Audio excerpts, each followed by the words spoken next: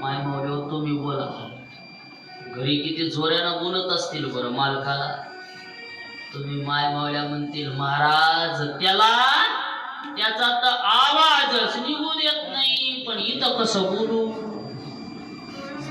इथं बोलत जा. तुकोबारायांच्या पत्नीचं नाव होतं आवली. आणि ज्या वेळेस तुकोबाराय डोंगरावर जायचे ना, जाता जाता ऐका काटा कसा असतो. वेगवेगळ्या प्रकारचे काटे हे शूल आहेत. त्रिशूळ म्हणजे 3 प्रकारचे, आणि तो भगवान शंकराने धारण केलेला आहे. तुकोबारायांची पत्नी ज्या वेळेस भाकरी घेऊन जायची ना, कधी कधी ठेच लागायची, कधी आवलीच्या पायामध्ये काटा मोडायचा, आणि काटा मोडला की भयंकर त्रास व्हायचा. त्यावेळेस आवलीचा काटा काढण्याकरता कोण यायचं?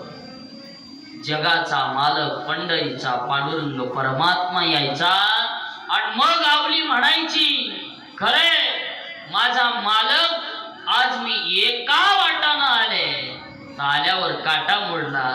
माझ्या मालक तर रानावनानं हिंडतात, भगवंताचं भजन करतात. माझ्या मालकाला आतापर्यंत किती काटे मोडले असतील याचा विचार सुद्धा तुकोबारायांच्या पत्नीच्या मनामध्ये आला.